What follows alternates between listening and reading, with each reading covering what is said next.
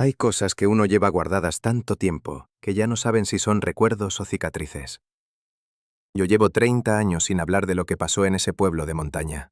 30 años diciéndome que era mejor así, que nadie me iba a creer, que la gente tiene sus propios miedos y no necesita los míos.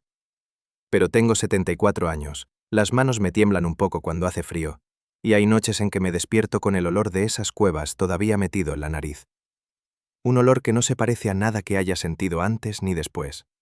Algo entre piedra mojada, animal viejo y algo más que nunca pude nombrar bien. Esas noches me levanto, me siento en la mesa de la cocina y me quedo mirando la oscuridad por la ventana. Y pienso que si no escribo esto ahora, si espero un poco más, se va a ir conmigo. Y eso me parece peor que el miedo de contarlo. Así que acá estoy, escribiendo. No para convencer a nadie, no para que me crean, solo para que quede. Para que alguien, en algún momento, lea esto y sepa que hubo un hombre que bajó a esas cuevas, que vio lo que vio y que salió. Y que lo que dejó ahí adentro sigue ahí. De eso estoy seguro.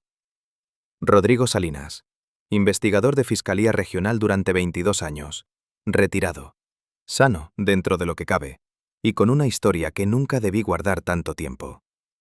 Todo empezó con una llamada de Mendoza un martes a media mañana.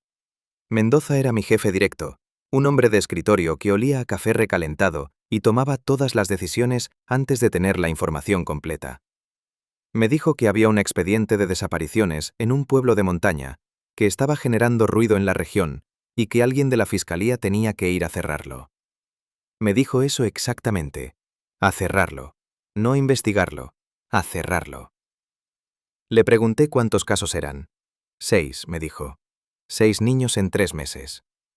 Le pregunté si había sospechosos, pistas, algo. Me dijo que no, que la hipótesis oficial era accidentes de montaña, que el terreno era complicado y que los niños de por allá crecían sin mucho cuidado. Dijo eso sin cambiar el tono, como si fuera una explicación suficiente. Cuando colgué me quedé un momento con el celular en la mano pensando en esa frase. 6 niños, 3 meses. Accidentes. Algo en ese orden de palabras no cerraba.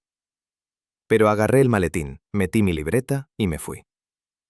El viaje hasta el pueblo tomó casi 4 horas. Las últimas 2 por una carretera de montaña que se iba achicando hasta convertirse en algo que era más una intención que una vía. El carro se sacudía sobre la piedra y yo miraba por la ventana el cerro, ese verde oscuro y quieto de las alturas que a mí siempre me generó una mezcla de admiración y algo parecido al malestar. Llegué a media tarde. El pueblo tenía quizás 400 personas, casas de bloque y zinc, una tienda, una cancha de cemento con los postes oxidados y una pequeña iglesia al fondo de la calle principal. Lo primero que noté, antes de bajarme del carro, fue el silencio. Y no el silencio de un pueblo tranquilo, era otro tipo de silencio, más apretado.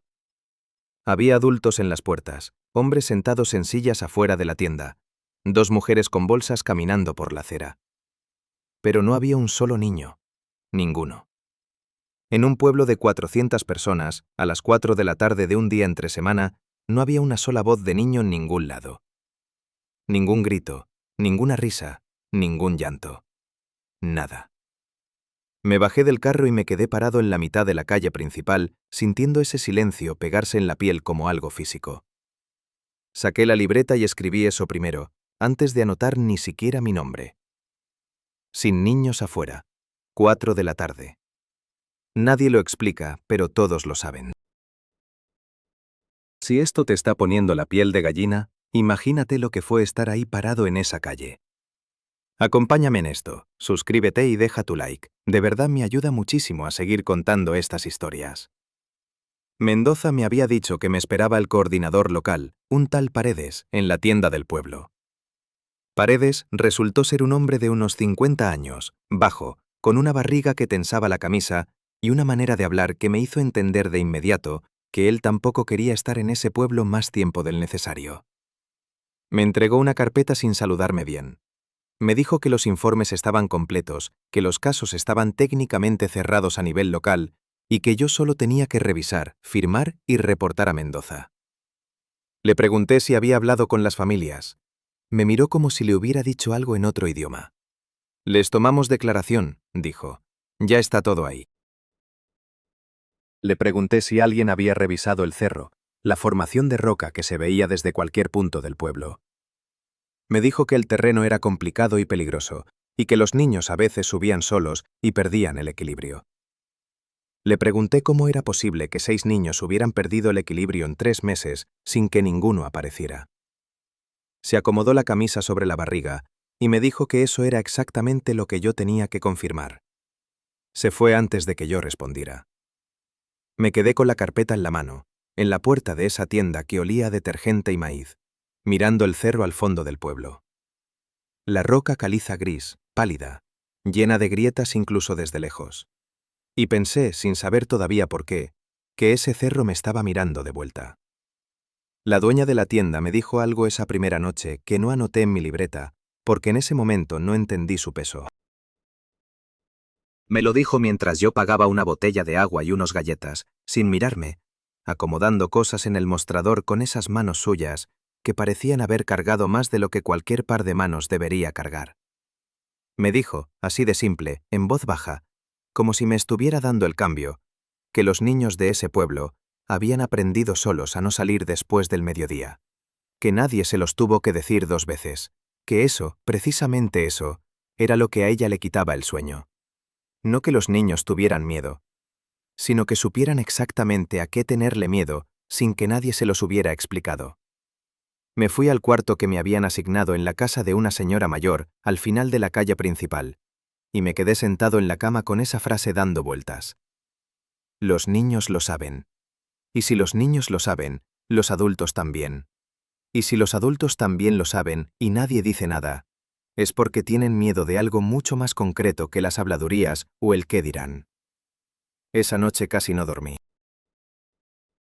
El viento golpeaba las láminas del techo con un ritmo irregular, y desde algún punto del pueblo llegaba de vez en cuando el sonido de un perro ladrando hacia el cerro.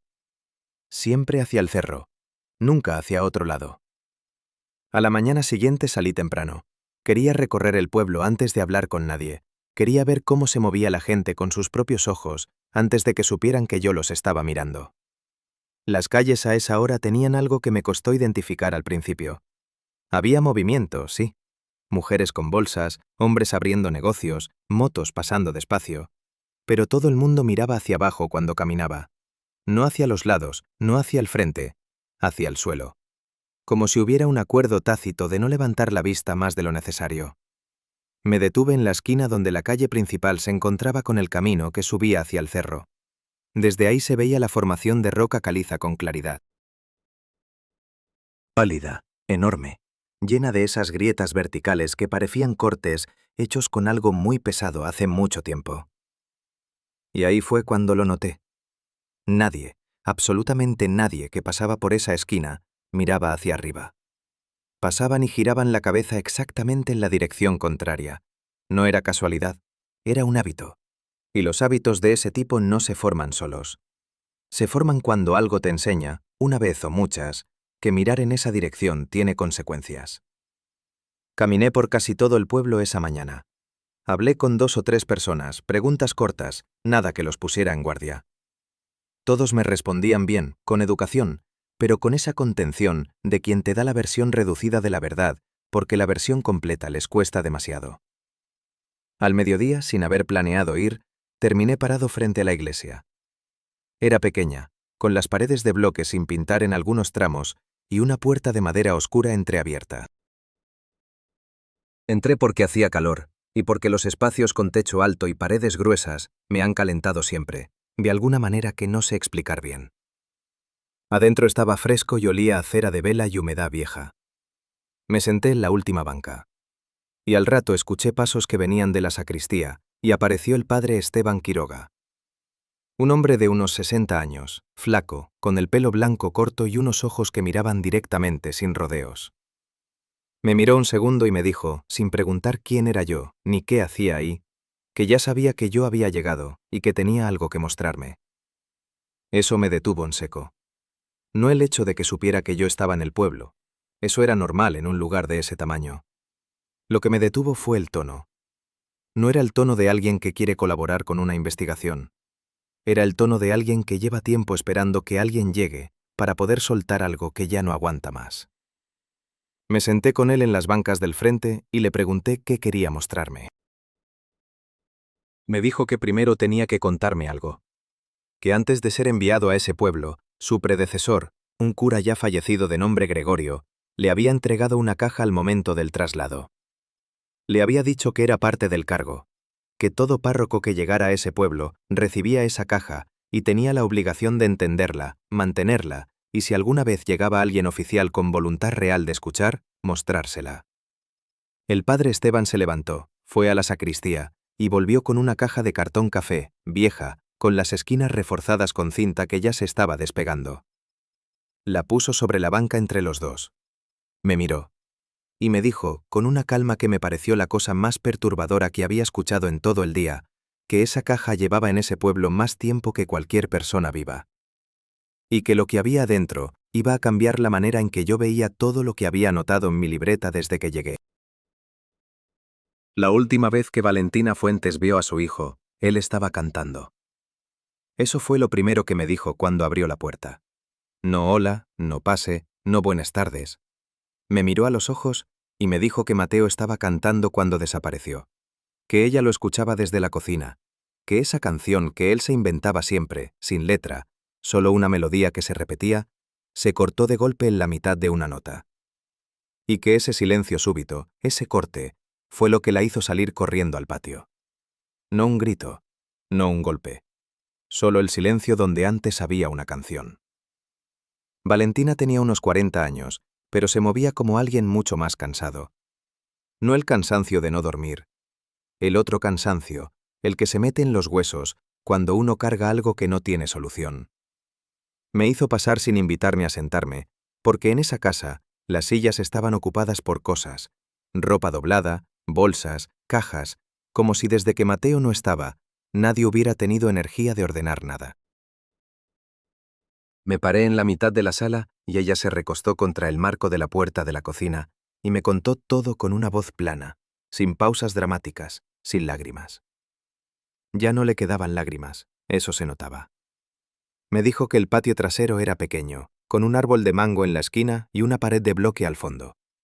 Y detrás de esa pared, a menos de 40 metros, la base del cerro. La roca caliza empezaba justo ahí, sin transición, sin aviso. Un día el suelo era tierra y pasto, y al día siguiente era piedra gris y vertical. Me dijo que Mateo nunca subía al cerro porque ella se lo había prohibido desde que era muy chico. Que él lo sabía y lo respetaba. Que el día que desapareció no había ninguna razón para que estuviera cerca de la roca, porque estaba jugando en el centro del patio, lejos de la pared. Me miró un momento en silencio, y luego dijo algo que se me quedó grabado con una precisión que no se me ha ido en 30 años. Me dijo que lo que fuera que se lo llevó, no esperó que él se acercara. Fue a buscarlo. Me pidió que la acompañara al patio. Salimos por la cocina a un espacio pequeño con el piso de cemento agrietado y ese árbol de mango que ella me había mencionado, seco en ese momento, sin hojas, con las ramas estiradas hacia arriba como dedos. El patio olía a tierra húmeda y a algo más que yo no identifiqué de inmediato. Algo que estaba debajo del olor a tierra, más profundo, como si viniera de abajo del cemento. Valentina se paró en la mitad del patio y señaló la pared de bloque al fondo. Más allá de esa pared, a unos pocos metros, la cara de la roca caliza subía vertical y gris hasta perderse de vista. Y en la base de esa roca, al nivel del suelo, había una grieta. No una grieta pequeña.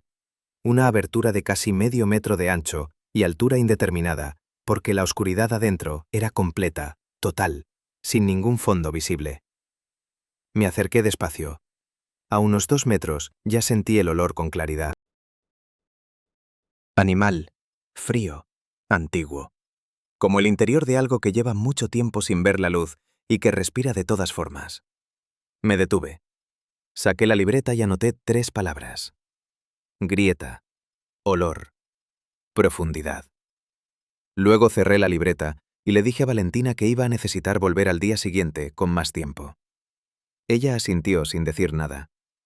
Cuando me iba, ya en la puerta del frente, Me dijo sin que yo me hubiera girado todavía, en voz baja pero clara, que tuviera cuidado en el cerro. Le pregunté por qué. Me dijo que el cerro escucha. Al día siguiente subí solo. Era temprano, el sol apenas estaba calentando y la niebla todavía colgaba en las partes altas de la formación rocosa. Llevaba una linterna, una cuerda delgada, la libreta y agua. Nadie en el pueblo me vio salir, o si me vieron no dijeron nada. Tomé el camino de tierra que bordeaba las últimas casas y que después se convertía en nada, solo roca plana y grietas. La caliza tiene una textura extraña cuando uno la pisa por primera vez. Parece sólida pero suena hueca en algunos puntos, como si debajo hubiera aire en lugar de tierra. Ese sonido, ese eco seco bajo mis botas, me acompañó durante toda la subida. Conté 11 aberturas en total durante las 2 horas que estuve arriba. 11 grietas o huecos con profundidad real, de los cuales 3 tenían un tamaño suficiente para que una persona adulta pudiera meterse si se lo proponía. Bajé la linterna en cada una de las 11. En 8, la luz llegaba al fondo en pocos metros. Roca, tierra, silencio. En 3, la luz no llegaba a ningún lado. Desaparecía en la oscuridad, como si el espacio de abajo fuera tan grande que la absorbía. Y en esas 3, el olor era diferente. No tierra, no roca. Algo vivo. Algo que respiraba en la oscuridad a una profundidad que yo no podía calcular. Me arrodillé sobre la más grande de las 3 y acerqué la cara a la abertura. El aire que salía era frío, mucho más frío que el exterior, y tenía ese peso particular de los espacios cerrados desde hace mucho tiempo. Y entonces, mientras estaba ahí agachado con la linterna apuntando hacia la nada, escuché algo. No un sonido fuerte, no un rugido ni un golpe. Era un movimiento. El sonido específico, inconfundible, de algo grande que se acomoda en la oscuridad. Como cuando uno escucha a alguien darse vuelta en una cama en la habitación de al lado, ese sonido de peso y fricción y ajuste. Solo que venía de abajo, y venía de algo que yo no podía ver. Me alejé de la abertura. Me paré. Miré hacia el pueblo allá abajo, tan pequeño desde ahí arriba, con sus techos de zinc brillando en el sol de la mañana. Y entendí con una claridad que no necesitaba ninguna prueba adicional que lo que vivía debajo de esa roca no era pequeño, y que llevaba mucho tiempo ahí, y que sabía perfectamente que yo estaba parado encima de él. Bajé del cerro y fui directo a la oficina de Paredes. No llamé, no avisé. Empujé la puerta, que estaba entreabierta, y le dije que el caso no se podía cerrar, que había encontrado evidencia física de acceso subterráneo en la formación rocosa, que el olor y las dimensiones de las aberturas indicaban presencia de algo de tamaño considerable, y que necesitaba autorización para organizar un descenso con personal. Paredes me miró desde su silla con la expresión de alguien a quien le están hablando en un idioma que entiende perfectamente, pero que decidió no entender. Me dijo que llamara a Mendoza. Le dije que Mendoza me iba a decir lo mismo que me dijo la primera vez. Me dijo que entonces ya sabía qué hacer. Se paró, agarró su taza de café y salió de la oficina dejándome solo adentro. Eso fue todo. Sin gritos, sin amenazas, sin nada. Solo ese silencio administrativo que es la forma más efectiva de decirle a alguien que no existe. Llamé a Mendoza desde el cuarto donde me hospedaba. La conversación duró menos de 4 minutos. Le describí las 11 aberturas, las 3 con profundidad real, el olor, el sonido que había escuchado. Hubo una pausa larga del otro lado. Luego me dijo que los sonidos en cuevas de caliza son acústica normal, que el olor era probablemente fauna silvestre, y que mi trabajo era confirmar los accidentes y firmar el expediente. Le pregunté si había leído el informe de Paredes con cuidado. Me dijo que sí. Le pregunté cómo explicaba que 6 niños hubieran desaparecido en el mismo radio de 300 metros sin dejar ningún rastro en 3 meses. Me dijo que el terreno era complicado. Colgué. Me quedé sentado en la cama con el celular en la mano, mirando el techo de madera del cuarto, y pensando que había exactamente 2 opciones. Firmar y irme. O ir donde el padre Esteban esa misma noche y ver qué había en esa caja. El padre Esteban abrió la puerta antes de que yo tocara, como si hubiera estado esperando del otro lado. Me hizo pasar sin decir nada, puso la caja sobre la mesa de la cocina y se sentó frente a mí con las manos juntas. Me dijo que podía abrirla yo mismo. La caja no tenía cerradura ni cinta, solo las solapas de cartón metidas una dentro de la otra. Las abrí despacio. Adentro había un cuaderno de pasta dura color café, viejo pero entero, con las hojas amarillas en los bordes y la tinta de algunas páginas corrida por la humedad. Lo saqué con cuidado. En la primera página, escrito a mano con letra apretada, había un nombre y una fecha de hacía más de 80 años. No el nombre del padre Esteban, no el de su predecesor Gregorio, alguien anterior, mucho más anterior. El cuaderno tenía entradas de 4 personas distintas, identificadas por sus nombres al inicio de cada sección. 4 curas, 4 décadas diferentes, una sola historia que se repetía. El padre Esteban no me explicó nada mientras yo leía. Se paró a hacerse un café y me dejó solo con el cuaderno. Y eso fue lo correcto, porque lo que estaba escrito ahí necesitaba silencio para entrar bien. La primera sección documentaba 3 desapariciones en un otoño de hacía 80 y tantos años. Niños del pueblo, todos menores de 10 años, todos en un radio cercano a la base del cerro. El cura de ese entonces escribía con la precisión de alguien que quiere que lo crean aunque sabe que no lo van a creer. Describía las mismas grietas que yo había visto. Describía el mismo olor. Describía haber bajado con 2 hombres del pueblo a la primera cámara y haber encontrado algo que no quería detallar, pero que lo había convencido de no volver. La última línea de su sección decía algo que se me quedó fijo en la mente. Decía que lo que habitaba debajo de esa roca no era nuevo en ese lugar, que era el lugar el que era nuevo para ello. La segunda sección era de 20 años después. 2 desapariciones. Mismo patrón. Mismo otoño. El cura de esa época había hablado con los ancianos del pueblo y documentaba lo que ellos le contaron. Que la presencia bajo el cerro era conocida desde antes de que el pueblo existiera. Que los primeros pobladores habían llegado a un acuerdo no escrito con eso.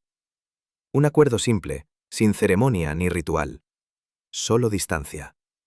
Respetar un perímetro alrededor de la formación rocosa, no subir en los meses fríos, no dejar a los niños solos cerca de la base. Y que ese acuerdo había funcionado por generaciones hasta que la gente empezó a olvidarlo, porque las generaciones que lo recordaban se fueron muriendo, y no encontraron la manera de transmitirlo sin sonar a superstición. La tercera sección era más corta. Una sola desaparición, hacía unos 40 años. El cura de entonces escribía con una mezcla de rabia y resignación que se sentía incluso a través del papel viejo. Decía que había intentado avisar a las autoridades regionales y que lo habían tratado como a alguien que había perdido la razón. Decía que iba a documentar todo con la mayor precisión posible y dejarlo para quien viniera después. Y cerraba su sección con una instrucción directa para el siguiente párroco. Le decía que cuando llegara alguien oficial con voluntad real de escuchar, que no dejara que se fuera sin ver el cuaderno. Porque la única posibilidad de que algo cambiara era que quedara registrado por alguien con autoridad formal. La última sección era del padre Esteban, reciente, escrita en las últimas semanas. 6 desapariciones, los mismos detalles. Y al final, una línea que me golpeó de una manera que no esperaba. Decía que él creía que el ciclo se había acelerado, que antes pasaban décadas entre un periodo y otro, que esta vez había sido mucho más rápido, y que no sabía si eso significaba que algo había cambiado adentro, o que simplemente el acuerdo estaba tan olvidado que ya no funcionaba como frontera. Cerré el cuaderno. El padre Esteban estaba de pie junto a la ventana con su café, mirando hacia afuera, hacia el cerro que se veía oscuro y enorme contra el cielo de la noche. Le pregunté si él creía que todavía era posible restablecer ese límite. Se quedó callado un momento. Luego me dijo que no lo sabía, pero que había un hombre en el pueblo que había bajado a la primera cámara hacía unas semanas y que había salido corriendo. Y que ese hombre era el único que podía decirme qué había visto con sus propios ojos. Le pregunté cómo se llamaba. Me dijo César Montoya. Me dijo que lo encontraría en el taller de mecánica al fondo de la calle del mercado, y que fuera de día. César Montoya había entrado solo a esa cueva 3 semanas antes de que yo llegara al pueblo, y lo primero que me dijo cuando lo encontré fue que ojalá nunca lo hubiera hecho. No como quien exagera para impresionar, como quien lo dice y mira hacia un lado porque no quiere que le vean los ojos mientras lo dice. El taller era un espacio oscuro con olor a aceite quemado y metal viejo. César estaba debajo de un carro cuando llegué, solo se veían sus botas. Le golpeé el guardabarro con los nudillos y se deslizó hacia afuera en una tabla con ruedas. 40 y tantos años, pelo corto con canas en las sienes, manos negras de grasa que no se limpió antes de pararse. Me miró un segundo, me reconoció como el de la fiscalía y asintió como si ya supiera para qué había ido. Me dijo que le diera un minuto. Fue al fondo del taller, se lavó las manos con un trapo, encendió un cigarrillo y volvió. Se apoyó contra el carro y me miró. Le dije que el padre Esteban me había dicho que él había bajado a la cueva. César exhaló el humo despacio y dijo que sí, que había sido una estupidez. Le pregunté qué había visto. Apagó el cigarrillo contra la suela de la bota a pesar de que recién lo había encendido. Me dijo una sola palabra. Ojos. Le pedí que me explicara. César se cruzó de brazos y miró el suelo del taller un momento antes de hablar. Me dijo que había entrado porque quería saber. Que en el pueblo todos sabían que algo pasaba en el ferro, pero nadie decía nada en voz alta, y eso lo desesperaba. Que agarró una linterna, una cuerda, y entró solo por la abertura más grande una tarde. Que las primeras 2 cámaras eran roca y silencio, nada especial. Que en la tercera, la temperatura bajó de golpe, como si alguien hubiera abierto una puerta de refrigerador enorme. Que ahí el olor se volvió insoportable, y que él siguió de todas formas, porque hasta ese punto todavía podía convencerse de que era fauna silvestre.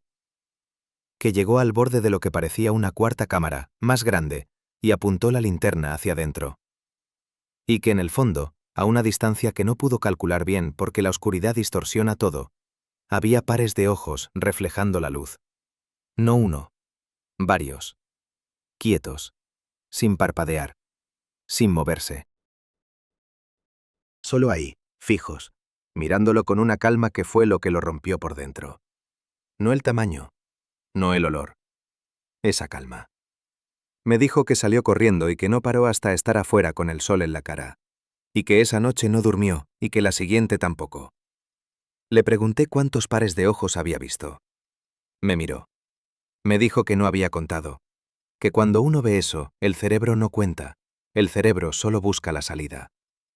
Le pregunté si estaba dispuesto a volver a entrar, esta vez acompañado, con más luz y con un plan claro.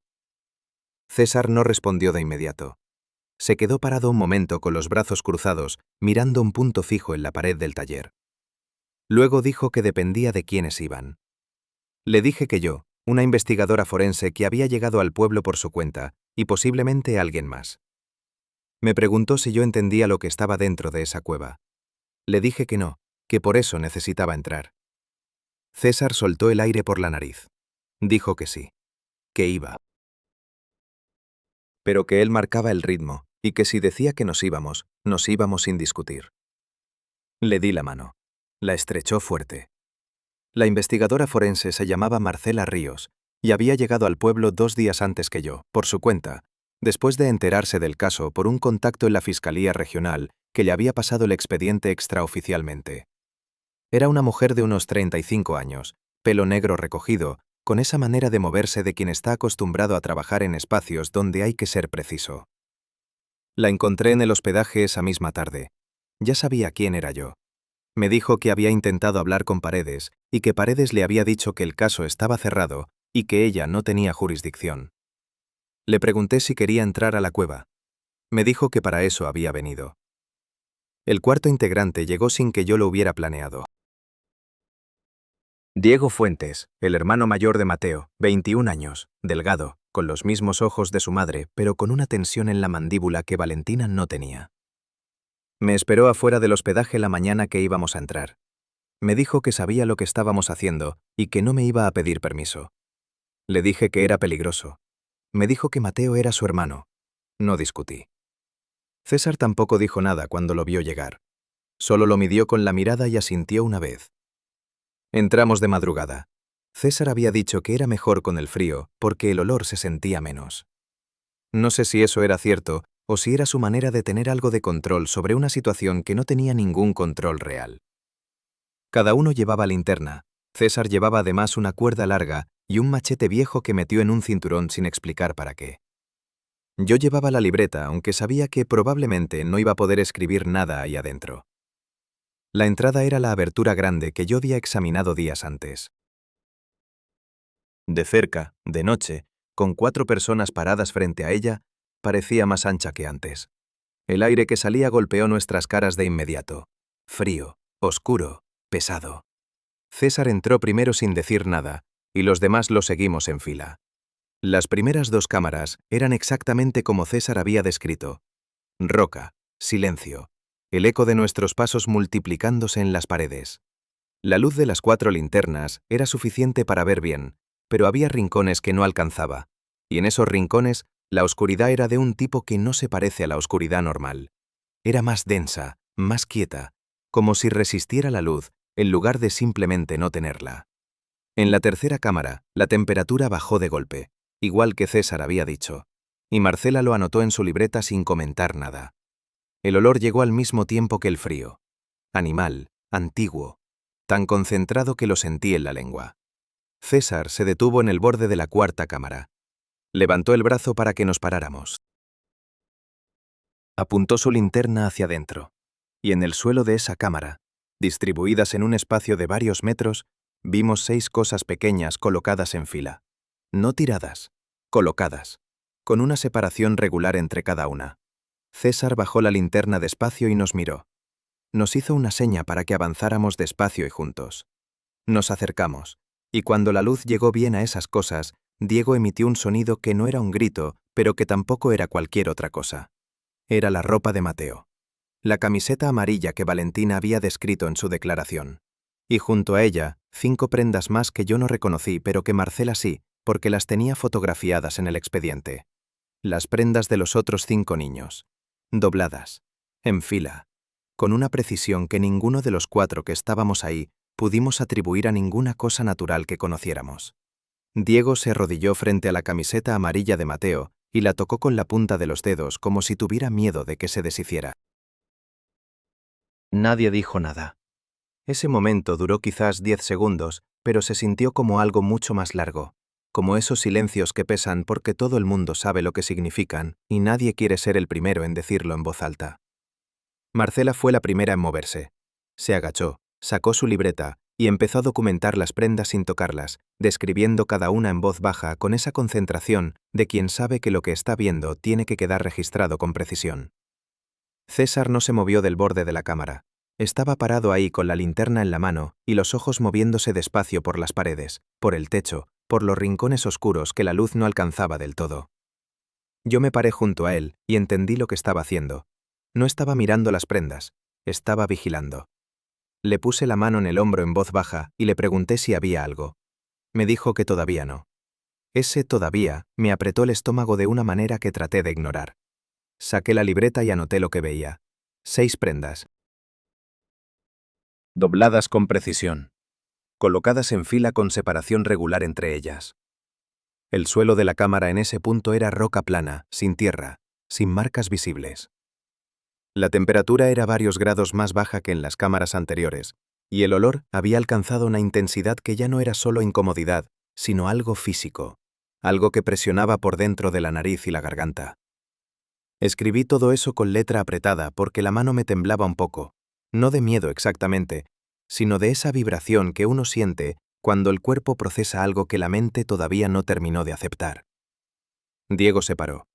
Tenía la camiseta de Mateo en las manos. César le dijo en voz baja y firme que la dejara donde estaba. Diego lo miró. César le sostuvo la mirada sin alterarse y le repitió que la dejara. Diego tardó un segundo más, pero la dobló con cuidado y la colocó exactamente donde estaba. Ese gesto de Diego, ese acto de doblarla y devolverla al lugar, me pareció en ese momento el acto más valiente que había visto en todo el tiempo que llevaba en ese pueblo. Marcela terminó de documentar y se paró junto a mí. Me dijo en voz muy baja que había un pasaje al fondo de la cámara, a la derecha, que sus ojos no alcanzaban a ver bien.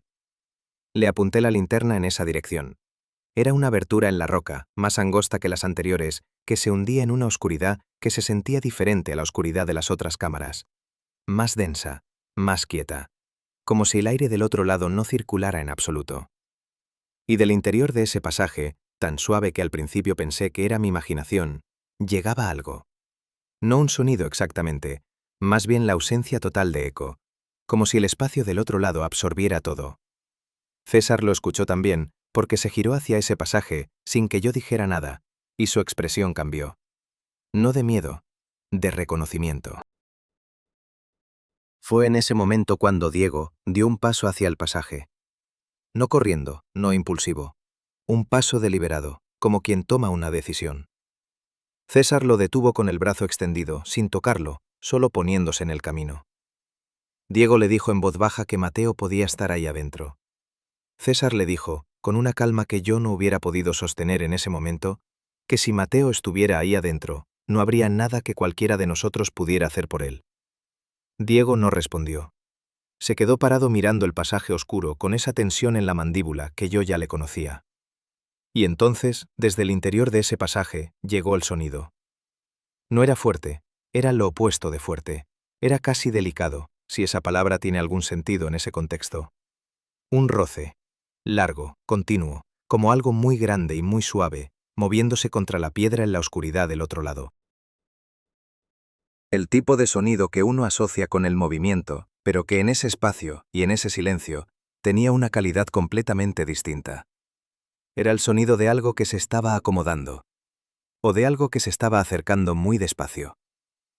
César bajó el brazo con el que había detenido a Diego, se giró hacia nosotros cuatro y dijo una sola palabra. Vámonos. No corrimos. Eso es lo que más me cuesta explicarle a quien no estuvo ahí. No corrimos porque César no corrió, y porque de alguna manera todos entendimos que correr era lo peor que podíamos hacer. Salimos de la cuarta cámara caminando con paso rápido y constante, uno detrás del otro, César al frente y yo al final. Las linternas iluminaban el camino de regreso y las paredes de las cámaras anteriores pasaban a los lados con ese eco de nuestros pasos que ahora sonaba distinto, más urgente, aunque el ritmo fuera el mismo. Yo iba mirando hacia adelante, pero cada pocos metros no podía evitar girar la cabeza hacia atrás. El pasaje de la cuarta cámara quedaba cada vez más lejos. La oscuridad ahí no cambiaba, no se movía, no venía nada detrás de nosotros, al menos nada visible. Llegamos a la tercera cámara, luego a la segunda, luego a la primera. El olor fue disminuyendo a medida que avanzábamos. La temperatura fue subiendo de a poco. Cuando vi la abertura de salida con el cielo gris del amanecer asomando desde arriba, solté el aire que no sabía que había estado conteniendo. Salí el último. Me paré sobre la roca plana del cerro con las manos en las rodillas y respiré el aire de afuera, que olía a tierra mojada y a niebla de montaña. Y nunca en mi vida el aire de afuera me había parecido tan absolutamente extraordinario. César estaba a unos metros, parado, mirando hacia el valle con una expresión que no supe leer bien. Marcela se agachó y apoyó las manos en la roca como si necesitara sentir algo sólido. Diego estaba de espaldas a todos, mirando hacia la entrada de la cueva, quieto, con los brazos a los lados. Nadie habló por varios minutos. El amanecer fue llenando el cielo despacio, de gris a blanco, y abajo el pueblo empezó a verse con más claridad. Y yo seguía sin poder quitarme de la cabeza ese sonido del interior del pasaje, ese roce largo y suave.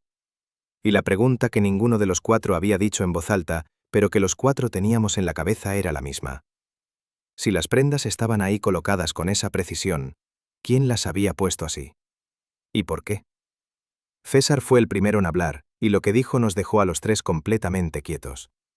Dijo, con esa calma suya que ya yo no sabía si era valor o resignación, que no nos había seguido. Diego se giró desde donde estaba mirando la entrada de la cueva. Le preguntó cómo lo sabía.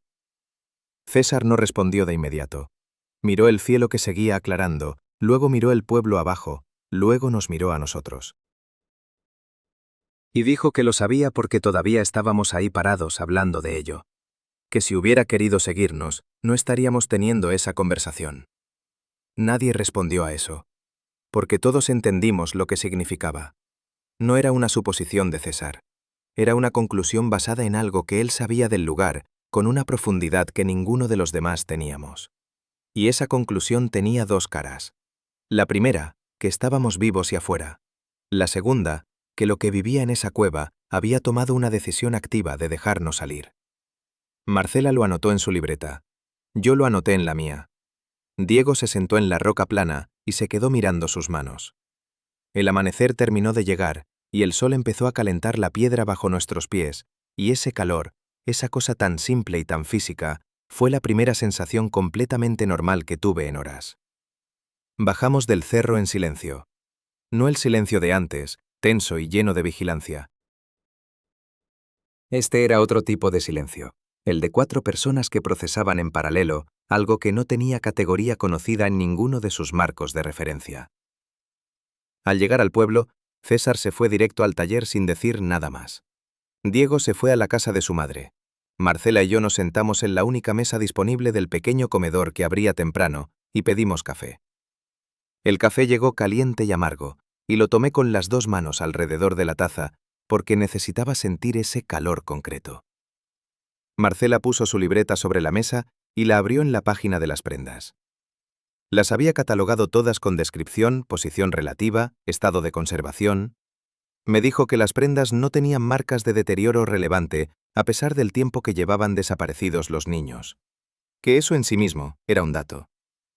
Le pregunté qué conclusión sacaba. Me miró. Me dijo que no sacaba ninguna porque ninguna de sus conclusiones posibles tenía sentido dentro de lo que ella conocía como marco de trabajo. Eso me pareció la respuesta más honesta que había escuchado en todo el tiempo que llevaba en ese pueblo. Esa tarde redacté el informe. Lo hice en el cuarto del hospedaje, sentado en la cama con la libreta abierta al lado, escribiendo con la mayor precisión de la que fui capaz. Describí el sistema de cavernas con el detalle que pude, la secuencia de cámaras, las dimensiones aproximadas de cada una, la variación de temperatura y el olor. Describí las prendas, su estado, su disposición. Describí el pasaje en la 4ª cámara y el sonido que habíamos escuchado. Describí lo que César había visto en su descenso anterior. Documenté la existencia del cuaderno del padre Esteban y su contenido, las 4 secciones, los patrones repetidos a lo largo de décadas. Recomendé investigación científica formal del sistema de cavernas, restricción inmediata del área y revisión del expediente de desapariciones. Tardé 3 horas en escribir ese informe. Era el trabajo más cuidadoso que había hecho en 22 años de carrera. Lo mandé a Mendoza esa misma noche por correo electrónico, con copia a la Fiscalía Regional y a un supervisor por encima de Mendoza cuyo contacto yo tenía de un caso anterior. La respuesta llegó en menos de 48 horas. No de Mendoza. De la Fiscalía Regional, con membrete oficial y todo. Decía que el informe había sido revisado, que las evidencias presentadas no reunían los criterios necesarios para modificar la clasificación del expediente, que los hallazgos en el interior de la cueva serían atribuidos a fauna silvestre pendiente de identificación, que las prendas encontradas serían catalogadas como extraviadas en tránsito, dado que no había cadena de custodia formal, y que el expediente quedaba cerrado de manera definitiva con clasificación de 6 accidentes de montaña. Al final había un párrafo corto que decía que mi desempeño en la asignación sería evaluado a mi regreso y que se esperaba el cierre formal del caso con mi firma antes del final de esa semana. Lo leí 2 veces, luego lo cerré. Salí del cuarto, caminé hasta la tienda de la señora de las manos cansadas, compré una botella de agua y me la tomé de pie en la acera mirando el cerro. El cerro estaba ahí como siempre, pálido y enorme y lleno de grietas, completamente indiferente a los correos electrónicos y los membrete oficiales y las clasificaciones de expediente. Y yo pensé en ese momento algo que no había pensado con tanta claridad en toda mi vida. Que hay sistemas diseñados para resolver problemas que los seres humanos se hacen entre sí. Y que cuando el problema viene de otra parte, de un lugar que el sistema no tiene categoría para nombrar, el sistema no falla por maldad, falla porque literalmente no tiene las herramientas. Mendoza no era un mal hombre. La Fiscalía no era una institución corrupta en ese caso específico. Eran simplemente estructuras construidas para un tipo de realidad, enfrentadas a algo que quedaba fuera de esa realidad, y su única respuesta posible era archivar y cerrar, porque eso era lo único que sabían hacer con lo que no entendían. Eso no lo consolaba, pero lo explicaba. Y a veces la explicación es lo único que uno puede llevarse. Fui donde Paredes al día siguiente por la mañana y firmé el cierre del expediente. Paredes tomó los papeles sin mirarme a los ojos. Yo no intenté mirarlo a él tampoco. Salí de esa oficina y en la puerta me crucé con César, que pasaba por la calle. Me miró. Le dije que el caso estaba cerrado oficialmente. Asintió una vez, sin sorpresa, como quien recibe la confirmación de algo que ya sabía. Le pregunté si alguna vez había esperado otro resultado. Me dijo que no. Que había esperado que alguien lo intentara. Eso era diferente. La mañana después de firmar el cierre del expediente, fui al cerro una última vez. No a entrar. Quiero ser claro en eso porque importa. Fui a mirar la entrada desde afuera, a plena luz del día, con el sol ya arriba y el pueblo visible abajo. Necesitaba hacer eso, no sé bien por qué. Quizás para confirmar que lo que habíamos vivido adentro era real y no algo que mi mente había construido en la oscuridad y el miedo. La entrada era exactamente igual que siempre. La misma abertura en la roca, el mismo frío saliendo desde adentro, el mismo olor que llegaba en ondas suaves dependiendo de cómo soplaba el viento. Pero en el umbral había algo que no estaba antes. Me acerqué despacio, me detuve a 2 metros y me quedé mirando. En la línea exacta donde la roca terminaba y el pasto empezaba, colocados en fila con la misma precisión perturbadora de las prendas en la cuarta cámara, había 5 objetos. Un cordón de zapato infantil, enrollado en un círculo perfecto. Una pequeña figura de barro seco con forma vagamente humana, de unos 10 centímetros. Un botón de madera oscura. Una pulsera de hilo trenzado de colores, del tipo que hacen los niños. Y al final, separado ligeramente de los demás, un diente de leche. Pequeño, blanco, limpio. Me quedé parado frente a eso sin moverme durante un tiempo que no podría calcular. El viento movía el pasto alrededor, pero los objetos no se movían. Estaban ahí con esa quietud de las cosas colocadas con intención. Saqué la libreta y los dibujé uno por uno con la mayor precisión que pude. No los toqué. Luego me fui. Esa tarde le mostré los dibujos a César en el taller. Los miró en silencio, pasando el dedo por el papel sin tocar los trazos, como si los estuviera leyendo. Luego me miró y me dijo que eso era una respuesta. Le pregunté a qué. Me dijo que a nosotros. A que habíamos entrado y habido salido. A que lo habíamos encontrado y habíamos elegido irnos. Me quedé callado. César cerró la libreta con cuidado y me la devolvió. Me dijo que en el pueblo, los viejos tenían una idea sobre eso, que cuando uno entra al territorio de algo y sale sin daño, ese algo lo registra. No como amenaza, como hecho, y que a veces los hechos se reconocen. Le pregunté si eso lo tranquilizaba. Me dijo que no, pero que lo entendía, y que entender era lo único que uno podía hacer con ciertas cosas. Fui donde el padre Esteban esa misma tarde. Le conté lo de los objetos en la entrada. Lo escuchó sin interrumpir, con las manos juntas sobre la mesa, y esa manera suya de recibir información difícil sin dejar que la cara muestre demasiado. Cuando terminé se quedó callado un momento. Luego fue a buscar el cuaderno de pasta dura. Lo abrió en la última página escrita, la suya, y añadió un párrafo nuevo mientras yo miraba. Escribía despacio, con letra pequeña y pareja. Cuando terminó lo cerró y lo guardó sin decirme qué había escrito. Le pregunté si podía leerlo. Me dijo que era para el siguiente, igual que los anteriores, que cada sección era para quien viniera después. Asentí. Le extendí la mano. La estrechó con las 2 suyas, con esa firmeza de los apretones que significan más de lo que las palabras pueden decir en ese momento. Me fui al día siguiente al amanecer. El carro que me llevaba de vuelta salió cuando el pueblo todavía estaba en esa quietud gris de las primeras horas. No había casi nadie en la calle. Una mujer barría la acera frente a su casa.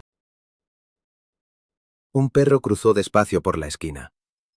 El cerro estaba al fondo, enorme y pálido contra el cielo que empezaba a aclarar, y lo miré por la ventana trasera del carro mientras el pueblo se achicaba. No sentí alivio de irme. Sentí el peso específico de irse con algo sin resolver, que es distinto al peso de dejar algo atrás. Dejar algo atrás implica que uno eligió. Irse con algo sin resolver implica que la situación eligió por uno.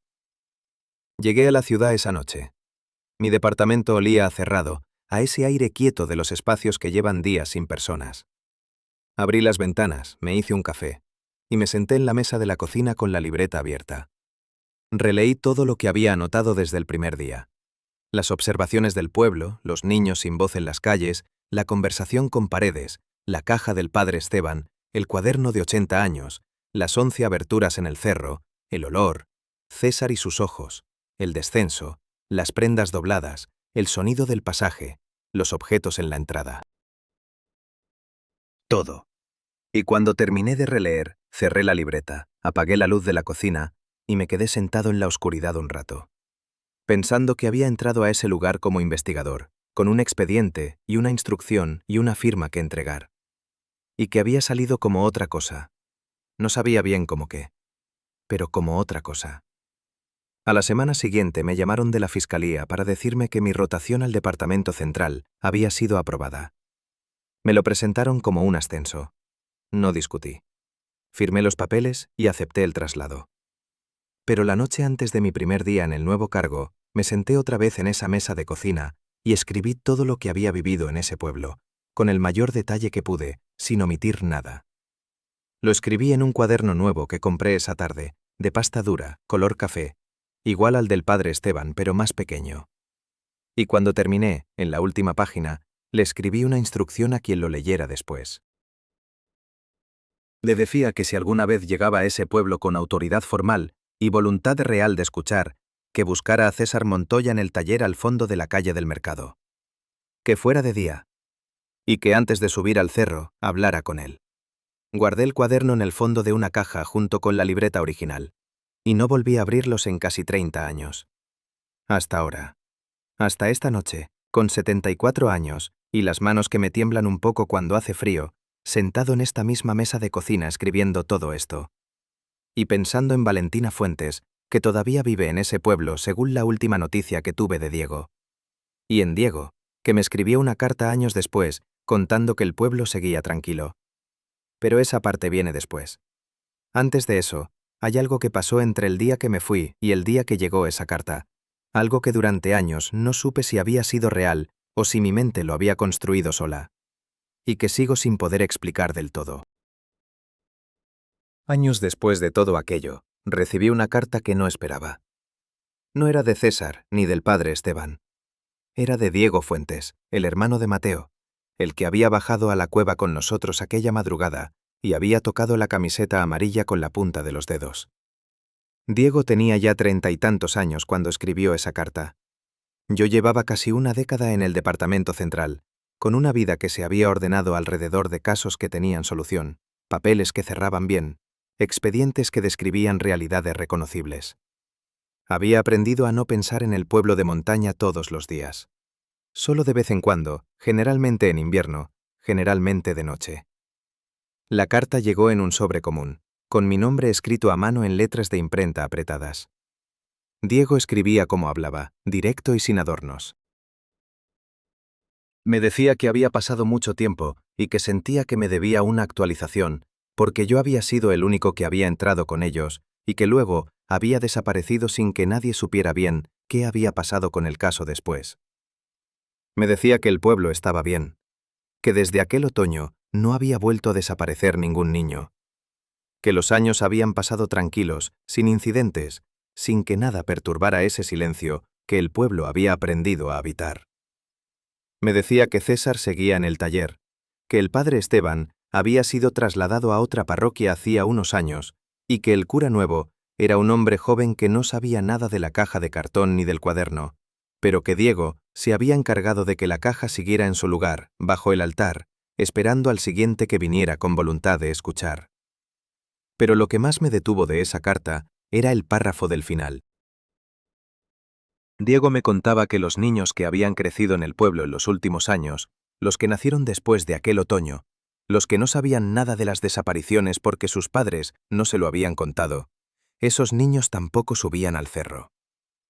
No porque se lo prohibieran, simplemente no subían. como si hubiera algo en ese lugar que sus cuerpos registraban antes de que sus mentes tuvieran palabras para nombrarlo.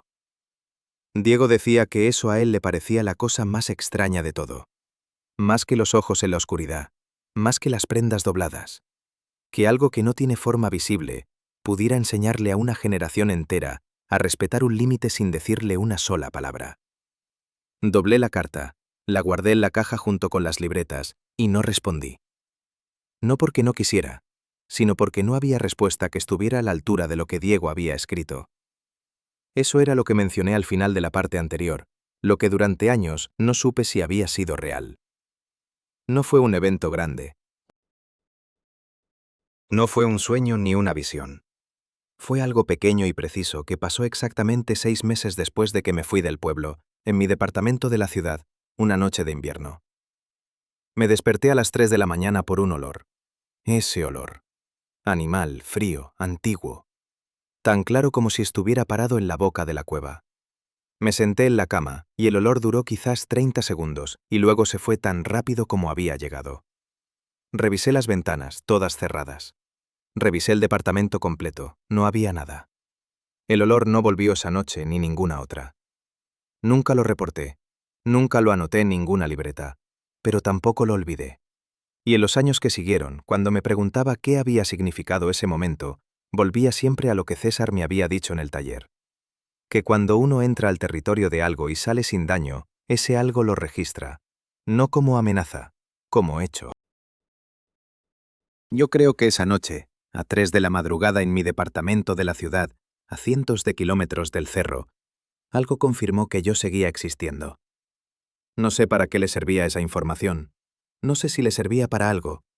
Solo sé que el olor duró 30 segundos y se fue.